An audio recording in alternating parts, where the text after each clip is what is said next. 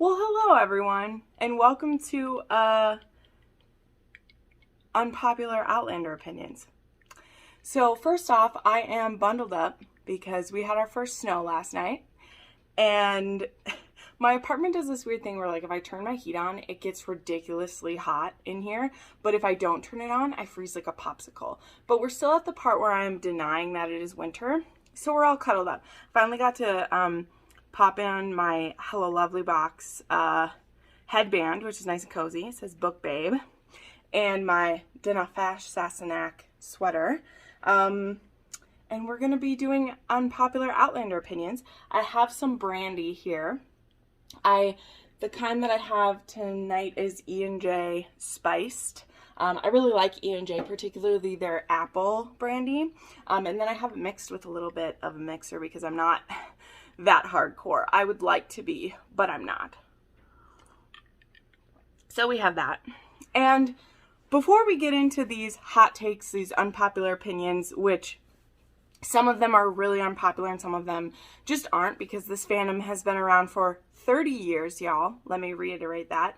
30 years it's been around. So there are varying degrees of different opinions that there aren't too many like new opinions or anything because it's been around so long.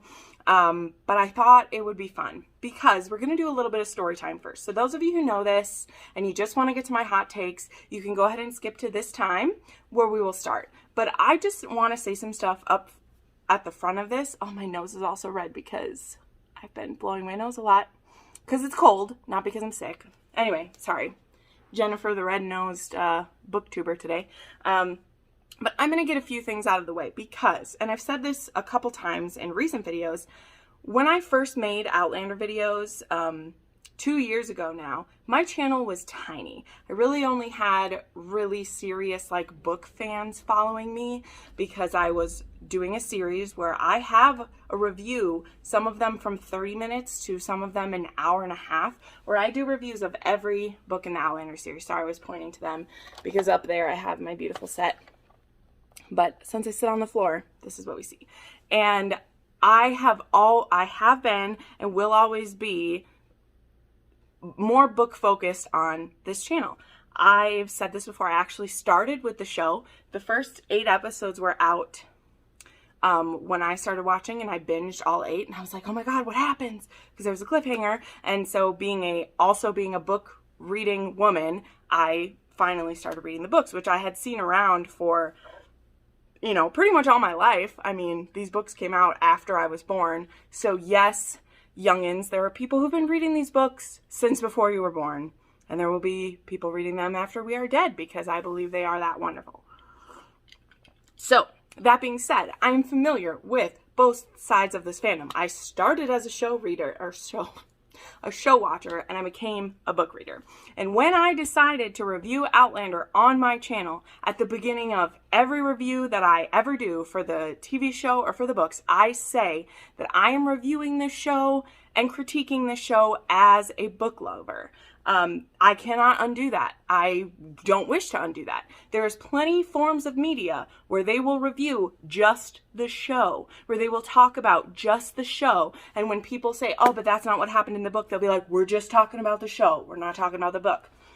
That's not what my content is. And I'm not meaning to like yell at anyone. I'm just setting this up at the front. And then we're going to get to the fun stuff, like I said, because I'm very excited based on some of these hot takes. It's going to be a fun time. But I wanted to put it out at the front because I made a TikTok last week. You can look it up. It's on my TikTok. The Book Refuge is also on my Instagram and my Reels. That was a joke. And I'm not apologizing for this joke. I refuse to apologize for this joke because it was funny. And in the TikTok, I say that people who start watching the show and fall in love with it and think that they are a super big fan of it, all the while not realizing that there is so much more that the books have to offer. And it was a cute little thing. It's literally like 12 seconds long. And it's just me saying that like, they'll never fully appreciate it the way that I do until you read all these books. I know all the qualifiers for this. I realize that there are thousands of pages of books. I realize that maybe some people don't have access to them. Although if you're having access to TV but not access to books, that is a travesty. I'm so sorry. Some people don't like the audio. Some people have the that's fine. not having read them doesn't preclude the fact that you haven't read them. Like, I'm not attacking you not having read them. I'm just saying, as point of fact, if you have read 5,000 plus pages of book, you know more about the series than someone who's only watched the show. You just do, because there are way more facts in the books than there are they're not facts. It's all fiction. There's way more in it than there is in the show. It doesn't make you a false fan of Outlander. That's what the TikTok said, because it was a joke. It's called humor. It's called fun. And you know what? This is still America, and I can still make a joke. If it offended you, just move on by, which is what a lot of people did. And the reason why I'm getting kind of heated about this is that I stay out of drama, okay? And I know that when I go into Outlander stuff, that it's as close to drama as I'm going to get. From this point forward, like, I'm not going to address this shit. If you talk to me like the way I was talked to by specifically a couple of people on a 12-second TikTok that I was joking, you'll just be gone. Like, I don't need to respond to you. I don't need to offend myself. The vast majority of people love my Outlander content. They're happy to have someone who is consistently talking about it, because not a lot of other booktubers talk about them, because they're big ass books and they're a lot. And specifically, not a lot of people read them and talk about the romance the way that I do, because for me, I know it is not a romance book. It is historical fiction. It also fits into some other genres. But for me, the part that most calls to me are the romances in the book. So that's why I talk about it on my romance channel, and I will continue to do so. So I think I've done enough preaching about this, but I had to get off my chest, and this is my channel, and I'm allowed to do that. And if you don't like it, if you don't want to see the opinions of someone who values the books higher than the TV show, then go find someone else. I don't care. Unsubscribe, flit away. I was fine when I had 1,000 subscribers and I was doing this, and I will be fine if that were to happen again. But I can guarantee there's not that many people that, number one, give a flying fuck. They don't even watch my Outlander content because they're here for other smutty books. And those people who do, they don't mind that I love the books more than the show.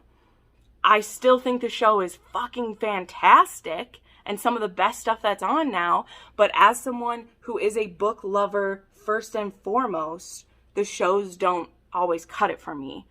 They take out a lot of my favorite things, which is stuff we're going to talk about in the hot take. So I'm going to stop preaching to you. Those of you who know what I mean, you know what I mean. And if you have a problem with me, go to someone else's channel. I could not give a flying fuck. You are choosing to watch my content. You're choosing to see it. You can also choose to not. You can just go on by. It's not a personal attack against you when I say that I like the books better, or I think that if you've read all of the books, you know more about the characters than other people. You do. You do realize that, right? Like, you do. It does not make you a false fan or any less of a human or any of that stuff. And if you're taking it that personally, you need to move along. But when you choose to take something I said as a joke and call me a fucking... Yes, ladies and gents, whichever gents are watching, someone called me a fucking for making a joke about Outlander. That won't be happening here. This is a no kink shaming, a no shaming zone. Romance is appreciated here. All opinions are valid, but not bullying.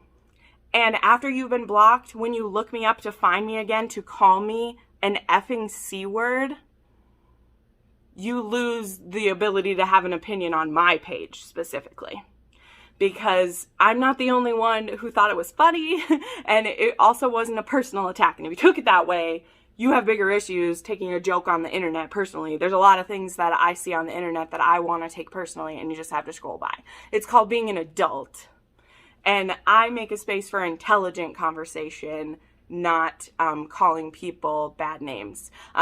Specifically using a derogatory term for a woman. And what I wanted to say back, but I didn't because I'm not gonna, specifically with the person, is that I take it as a compliment to be called a C word because I can take a pounding and come out looking fabulous. So, all right, there was 10 minutes of me getting my feelings out. I don't even know if I'll leave all that in there, but I didn't know another place to put it. And honestly, it put me in a book slump this week. After being called an arrogant bitch, that I was a bad example to people, that all these things for a joke. And I understand why some people get bullied off the internet. I'm not one of those people. So All right, we spent 10 minutes on it. Here's my drink. Are we ready for these? And that being said, now moving on to this. Hello, and welcome to Outlander Unpopular Opinions with Jen and Hot Takes. Okay, this is going to be fun. As you know, if you skipped what I said previously, what I want to reiterate on here is that I do have an eye towards the books. I am a big book fan. I also love the TV show. You know, I will stare at Sam Heughan any day of the week. He's my man. He's my man. So a lot of these unpopular opinions we're going to talk about, I will be referencing the book for them, because to me, how I feel about the characters in the book oversees the TV show. And specifically, I told people to give me hot takes that had to do with the TV show, had to do with the book, both, comparing them. But I'm going to rebut some of what you say with saying the book did it better. And if that makes you uncomfortable. Okay, here we go. Right off the top of the bat, we have a couple, you know, talking about our favorite historian. And no, I don't mean Frank. I mean Roger. There was quite a few of these. So here's one. Someone just said, I really can't stand Roger. That's unfortunate. Someone else said, Roger can be a dick, but he is a lovable dick. I mean, that is not a wrong statement. I mean, a lot of people love Dick. And, I mean, he has a dick that I would love. I don't know. That one got weird. I'm still so riled up. So, okay. This is one of the ones that I don't think this is an unpopular opinion. You know, I think that a lot of people, even people who start as book readers, like I wouldn't say this one is relegated to the TV show. I would say a lot of people get an impression of Roger. I don't want to say it's the wrong impression. Like, you can take whatever impression out of it you want. I find him to be someone who, like, he grows up in a different time than a lot of the other men that we see in the series. And I feel like one of my favorite parts of the series, we'll see if the TV show does this as well, but one of my favorite things in the book series is watching Roger grow and watching him become a man who is worthy, you know, and who tries his best for his wife and his family and tries his best to do what God wants him to do. And whether he's in the 1970s or he's in the 1780s, he's doing his best. And I've said this to a couple of my friends as they're reading the books, because I do have some friends who are currently like binging through the books so that they can get to book 9. And I tell people, like, Roger is probably second only to Jamie for me. I love watching his and Bree's relationship having grown. And I do think if you only ever watch the show, you probably think he is kind of misogynistic and an asshole. And so that wouldn't be an unpopular opinion at all. I think show Roger is kind of a prick. And if I didn't have prior knowledge of him, I would completely agree with that statement. The same goes for one of these that said, I hate Brianna. She is annoying. This I know specifically is from not a book reader, because the person told me in their card they said I'm not a book reader. I only watch the show. And so going off of this statement of Brianna's really annoying, I completely agree about TV Brianna. She grates on my nerves. And it's one of the things I was really afraid of happening, because Bree in the books also starts off pretty grating for me. In fact, the first time I read through the whole series, I was annoyed with her. The second time through the series, I really felt for her a lot more, and I put myself in her shoes a lot more, because we were like the same age for more of when I was reading it. Of the first time I read it, I was just like, you are the most frustrating person ever, and you're causing your own problems. But she's so smart, and she has the benefit of having had 3 pretty great parents. Frank, we'll talk more about him later. He may be not a good husband to Claire at some times, and he may have other problem, but he was a great dad to Bree. He taught her a lot of amazing things. He actually helped prepare her for going back to the past because he knows things that also make him a dick. But he did everything he could to make his daughter strong, to think for herself, and to be really tough. Then she has Claire as a mom who... she's a badass mom. And then she gets to have Jamie as a dad in the, in her 20s and 30s, And so she has the benefit of having 3 pretty amazing parents at different points in her life. But she definitely starts out as a 20-year-old annoying little brat. So not super unpopular. All right, someone said, and there were a few of these, so we'll come back to this one again, but someone said, I really don't like that the book series is very long, although it does have beautiful quotes. And again, there was a couple people, maybe I'll read the other one that was about the length. Someone said,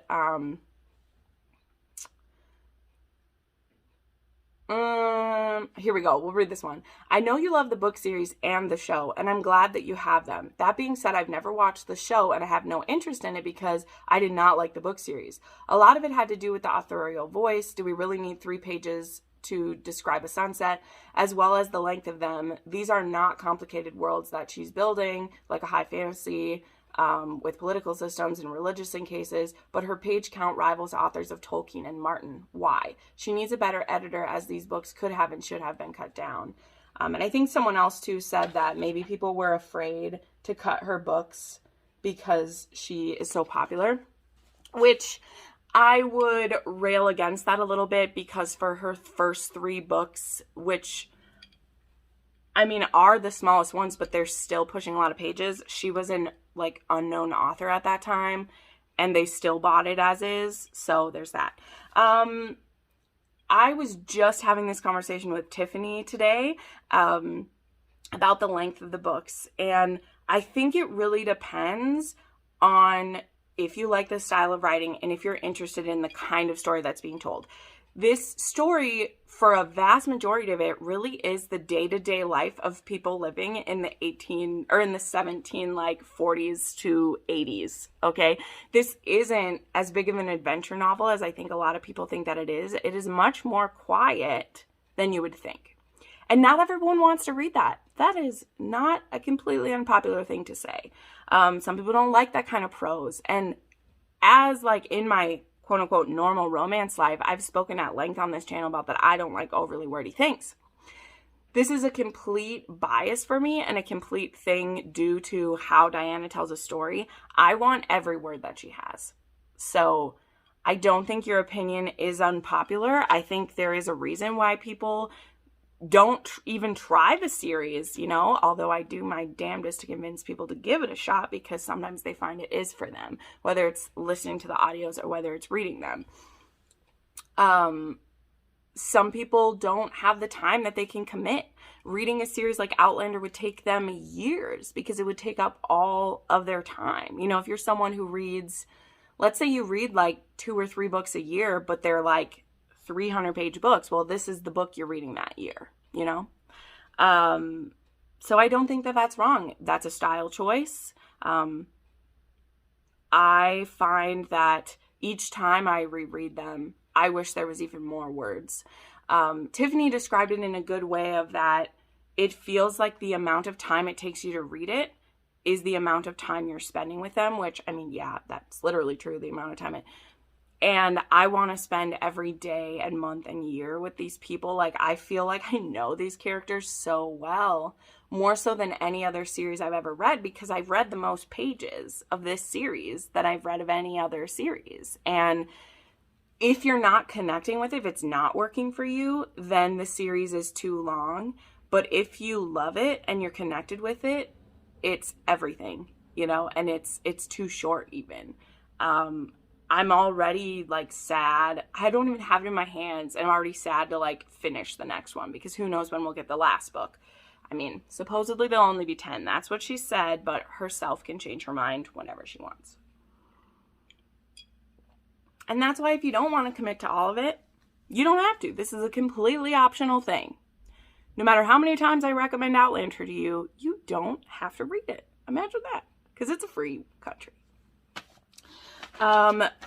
Didn't love Jocasta and Murtagh, or that they kept Murtagh alive. So that's an interesting one. I don't actually know. I mean, I know back when I was reviewing season 5. Well, it happened all the way back in season 3 is when he was kept alive. But when I was reviewing season 5 and the way that they use Murtagh to do some things for them, to kind of be part of the conflict / part of what is pulling Jamie between these two sides, I don't think it's an unpopular opinion to say that people didn't like it, because if you are a big fan of the books, it was weird to have him be there. And in the books, Murtagh dies at Culloden, and he is a spirit that is watching out for Jamie, and Jamie feels him there. Like, Jamie feels Murtagh having his back at different battles he goes into. He does that with different men of his like Dougal sometimes too.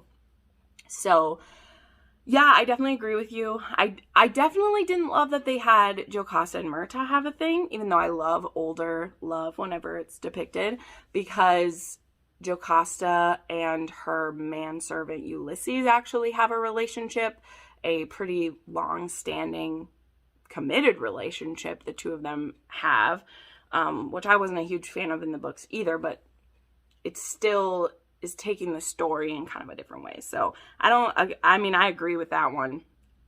Even though I love the actor, both actors, like I love the woman who plays Jocasta, Maria Doyle Kennedy, yeah, and the guy who plays Murtagh. I love both of them.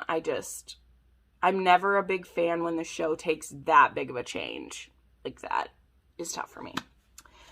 But then, on the opposite side, someone said this: I like that they kept Murtagh alive longer in the show. I loved the family moments with him in later seasons, and I thought it made the stakes higher at Alamance.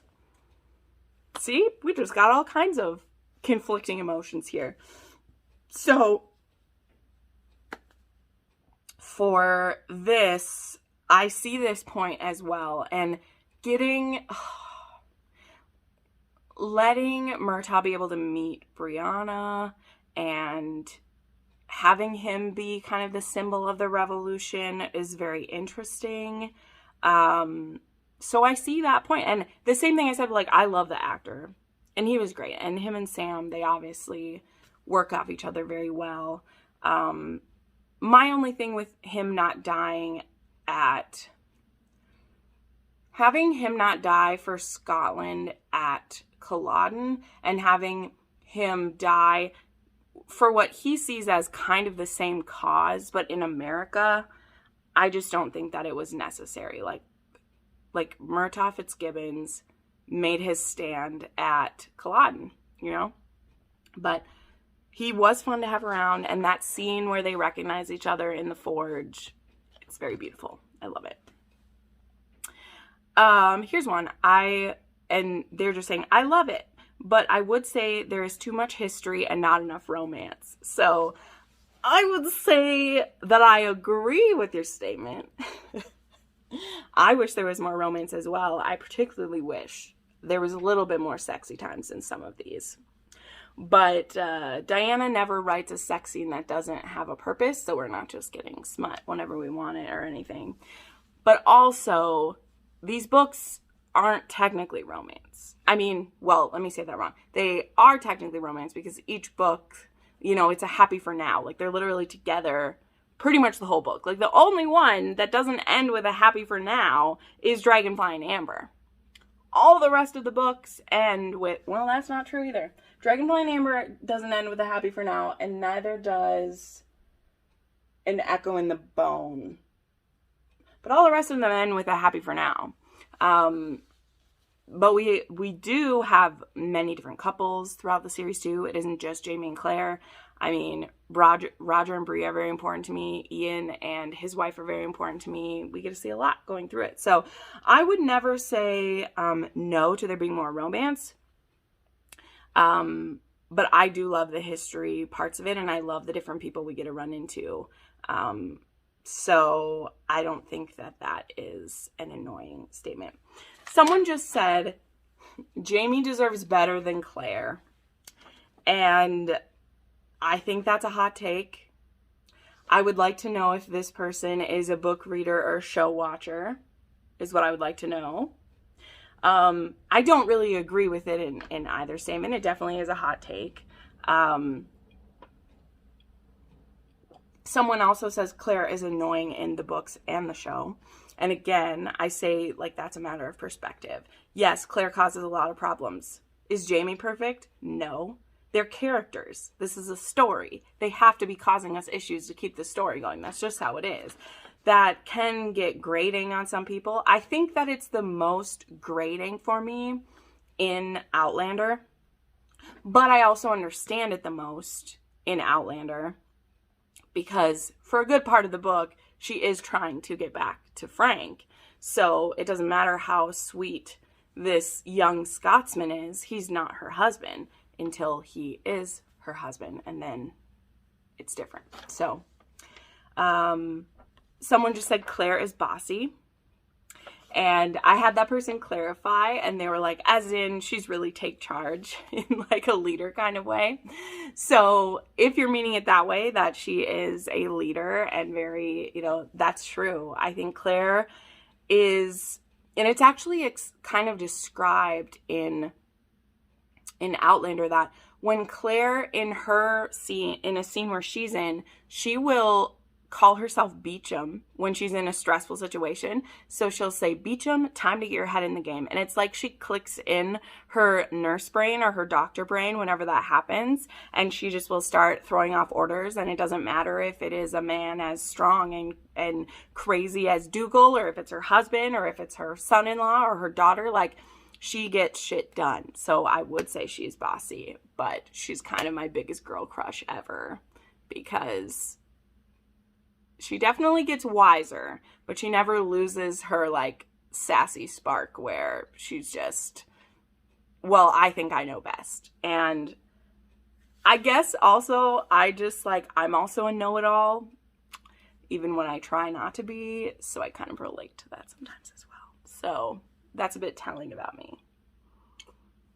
But I don't know that it's wrong. Claire is pretty bossy. I fantasize about getting it on with Dougal more than with Jamie. Someone also said Jamie's hair in season 1 almost had me tuning out. So we'll put those two together. That is hilarious. But also, I don't think you're wrong about Dougal being a hot dish in the first season. Like, you're not wrong. Yeah. He's pretty great. His name is Graham McTavish, right? Yeah, that's his name. He is a sexy man, and he makes the bald head work for him. The salt and pepper. It works. All right, here's one. And this one definitely, like, I don't think is as unpopular, but I'm still going to refute it with everything that I have, because people bring this up to me quite often when they want to show that Jamie is an asshat. And they say, I couldn't forgive Jamie after he beat Claire to discipline her. I know he was sorry, but still. So I've talked about this many times, especially when I did my, like, drunk reviews of Outlander and I was reading people's reviews. A big part of this for me comes from the fact that I'm a romance reader. Because even when so this is a case of, I watched that before I read about it. So I watched him beating her with the belt before I read about it. So you're not getting the full nuance of everything. However, there are different reasons why that could be disturbing for people. If you are a victim of domestic violence, if you've seen it happen to someone, if you just find it disturbing even, I can understand that. Like, I would never take that away from you for saying how you feel that. The way that I would refute it is that in the context of the story that it is and the time that they're in, we'd already seen examples of corporal punishment. Like, we'd already seen it. We'd seen Jamie take someone's beating before. We'd seen other people getting their punishments. And in the culture that he's from, You can't get accepted back into the fold until you pay your penance. Just think of it as like, I know I'm making a weird parallel with this, but like if you got a parking ticket and you have to pay for it, or you did a crime and you have to do the time for it. That is what they would do. Like what your crime was, you would go before the laird. He would give you a punishment, you would take it, and then you're welcomed back into the fold. We see that happen early in Outlander when Jamie takes Leary's punishment so that she doesn't have to be embarrassed in front of everyone. But there was still a cost that had to be done. Now, because Claire has chosen to keep it a secret from Jamie, like what's happening, which again isn't unreasonable because who would believe her that she was from the future? It takes a few more things happening, you know, the witch trial and all these things before we're in the right place where she can tell him. But all he knows is that his wife, who he has given specific orders, not because he's a bossy jerk, but because he knows they're in danger. They are in danger. He has already seen her almost be raped in front of his eyes. He wants her to be safe. He gives her an order. He's like, I have to go do this. I need you to be safe. How many times in books do we get pissed at women when someone gives them a logical order and they disobey? And also, Claire's done that before. So what happens? She almost gets hurt by Blackjack. Jamie has to go to the most dangerous place for him, which is Fort William, to get her back. And now he has her back, and he's so happy to have her back. But he's like, this woman cannot do this again. She cannot put people in danger again. And so he does what he's learned all his life. His father didn't beat him maliciously. This isn't just someone reproducing like crimes they've seen. This is discipline. I was disciplined by my parents. I know we think it shouldn't happen to our wife. It doesn't happen now. You know, it doesn't happen now. But it was 1743. That's what we do.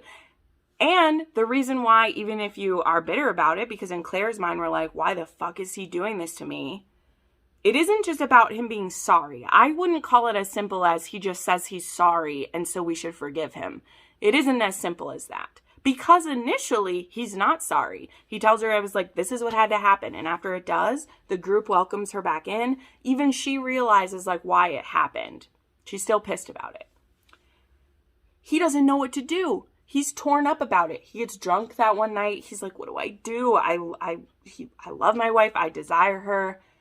But the way that she reacted to how this happened, she's obviously from a place where they don't do this. Because that's the thing, too. He also thinks that Claire is from the same time as him. He doesn't know she's from the future. So he thinks that wherever she's from, that people would have been punished for almost killing 6 people. Okay? So once he thinks about that, and then Claire says, like, that's not how it's going to be between the two of us. He comes to her and he's like, I realize that that's not the kind of marriage that we can have. Please forgive me. I won't ever do it again. That is more than just feeling sorry. He's realizing it's communication. He's realizing that, okay, that's not the way that we can be. I've done what I've seen done before that didn't work with us.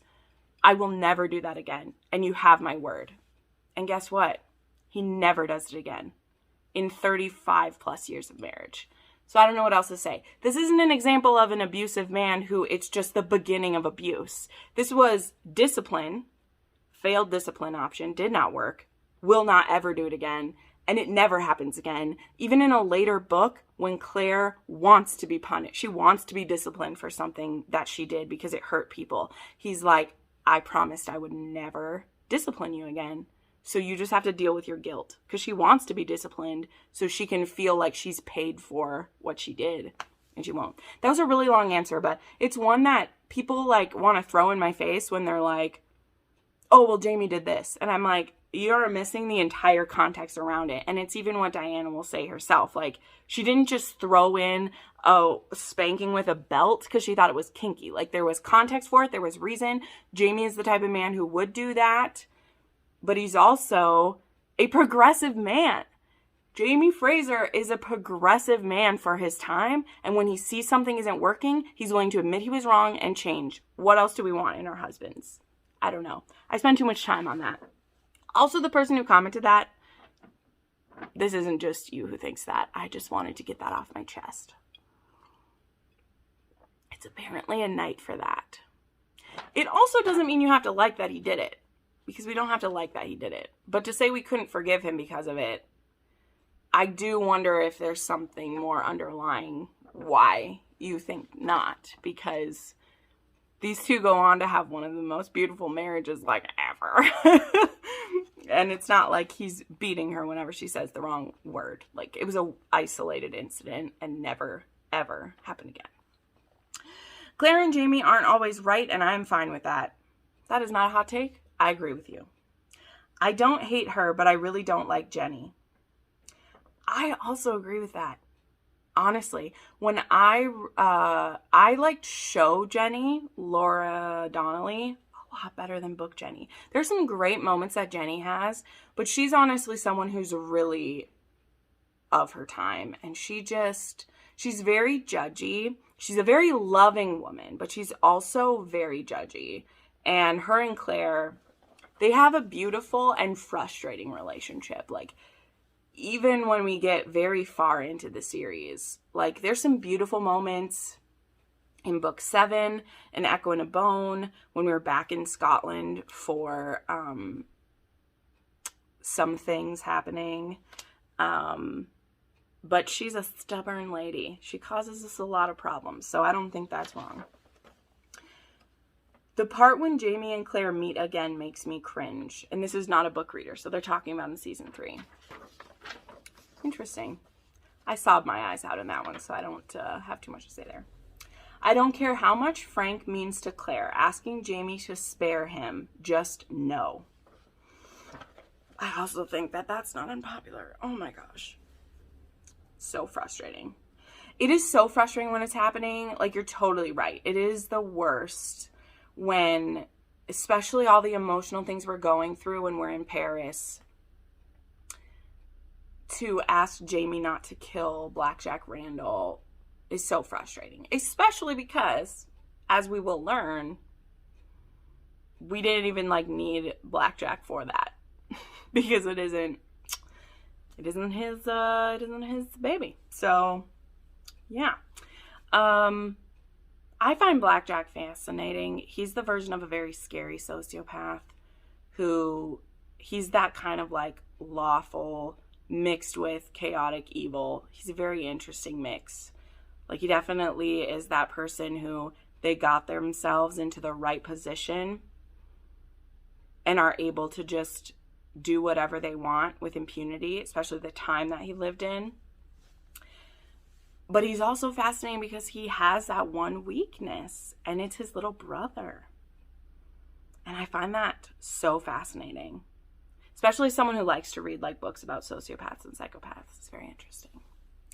But, yeah, I hate that. But there is one scene that I really do love, specifically from the show, because I think that Katrina, she elevates that content. It's one of the few times where there's a scene from the book that is just so elevated by being on TV. And it's when, after Jamie has gotten out of the Bastille and he's finding out about the death of Faith and that she was stillborn, miscarried, and she's like, I wanted to hate you so bad. But then I realized that a lot of this was my own doing, and that if I hadn't put Frank ahead of us, we could still have our baby, you know? And that's something that, you know, they still speak about Faith, even in book 8, 30 years after she's passed, That's a hurt that never goes away. And, yeah. And I hate Frank, so there's that. All right. I liked season 4 more than Drums of Autumn. That is an unpopular opinion, and I heartily disagree. Like, a lot. Because Drums of Autumn is probably my favorite book in the series. Like, it goes like this for me. It's Drums of Autumn and Written in My Own Heart's Blood kind of go back and forth like this. And then Outlander is a solid, third for me. The first book is a solid third for me. And then everyone else, it just kind of depends. I don't really have a least favorite, that's for sure. So I disagree with your unpopular opinion.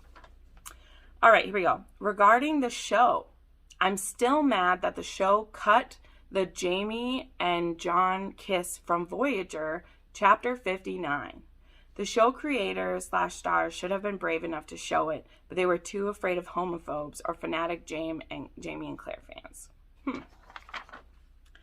So I didn't remember that kiss. I don't exactly see stars being afraid of homophobes for that. But if that's what you've read or you've heard, all right. I don't know that I would have been mad about that at all. I mean, I would have been fine seeing David Barry and Sam Heughan pucker up. I'm not gonna lie. I would have been all right with that. But that is a good scene in the book. So I can see why you're upset the scene isn't there. I just don't know if the reasons you said are the reasons that it's not there. Yeah.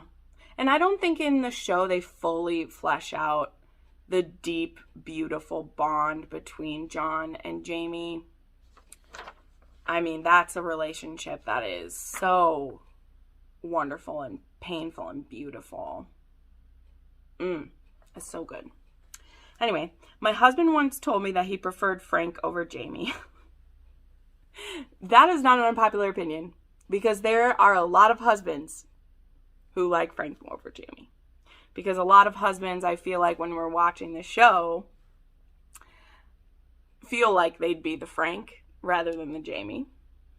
And they feel that their wife would probably choose the other guy if that happened to them. So maybe that's a thing about your marriage you gotta look at there.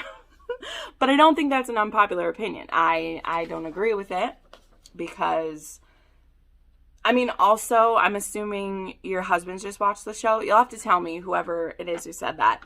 Because also the show is more sympathetic towards Frank, even than the book is.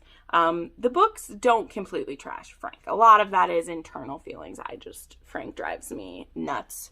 And the more that we find out about him through the years, the less that I love him, or less that I like him. But if your husband is only a show watcher, I could definitely see that being another reason where he's like, well, I like Frank better, because a lot of husbands like Frank better, and they also, if they watch the show, they like Frank better. All right. I love Brianna, and I relate to her more than any other character. A lot of people don't like her for how she reacts when Claire told her about Jamie, but I'm pretty sure every 20-year-old woman would react in a similar way in that situation. She's my favorite character in the later books. That is an unpopular opinion, but it's one that I wholeheartedly agree with, as I kind of said at the top of these. Brianna is the character I most relate with in the whole book series. I just love watching her growth. And that is something why, like, you're supposed to be a little annoyed with her in the beginning. Like, we know how wonderful Jamie is. And when she hears that what she thought was a great marriage was actually, like, built on a lie in a way, and that her father isn't her father, her dead father, by the way, Frank, isn't her father, and her mother says that it's a man who lives in the 1740s, what the fuck is she supposed to think? Like, legit, what the fuck are you supposed to think? And then when you actually go back there to rescue them, he is very, he's old-fashioned. Surprise, surprise, the guy from 1760s is old-fashioned. I think she reacts better than any of us would, because she, all in all, is the one who encourages her mom to go. Like, her mom would not have gone if Brianna doesn't push her to go. So I would like us just all to remember that. The story doesn't continue if Brianna doesn't give her mom her blessing. Just want you to remember that the next time you want a Brianna hate. There is no more Jamie and Claire if Bri does not encourage her to go. Okay, and then the last one, she's saying, this wasn't my opinion, but here's a hot take. Outlander is not a romance. It's an optimum of romance, in my opinion. And I completely agree with that, as I've said a couple times in this unpopular opinion / Jenn staking her opinion about a lot of things, which is why you're here, obviously. If you're not, wow, I suckered you into watching a long video for not giving a shit. Yeah, I mean, I've said it. It's my favorite romance of all time. They're my favorite couple I've ever read. It's my favorite book series I've ever read. And I don't foresee anything ever topping it. I'm so invested in this. And it's why I get a little heated when people want to call me bad names for having a fandom. Like, I think they're written so well, and they are overwritten sometimes. They go too much into detail into certain things. Claire will go down a rabbit hole about the history of penicillin for a really long time.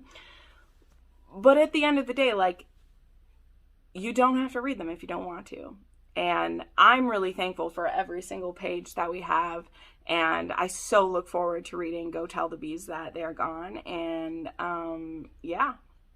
So thank you for joining me for this. If you made it all the way to the end, let's do blue hearts in honor of the book cover. Give me a blue heart if you made it all the way to the end. Again, I'm sorry if you watched the beginning and I was a little heated. I'm not sorry for the post that I did.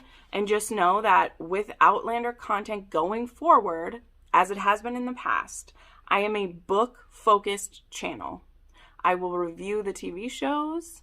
I will do vlogs for the books and do fun videos like this. But my heart is always for the books. I see the books as superior to the TV show. I do not see myself as a superior person to you just because I've read the books and you haven't, or just because you only want to watch the TV show. I don't think I'm a better person than you. I do think that I have more knowledge of it than you if you haven't read them. But knowledge does not equate humanity or how good of a person you are. So there's that. Anyway, I'm going to stop while I'm ahead because the alcohol is kicking in a little bit. And thank you to everyone who submitted an unpopular opinion. These were really fun for me. I obviously love rambling about Outlander whenever I can. And yeah, I hope you are having a wonderful day. And I'm so excited for book 9 to come out. And I'll see you with more Outlander content then. Have a great night, my friends. Bye.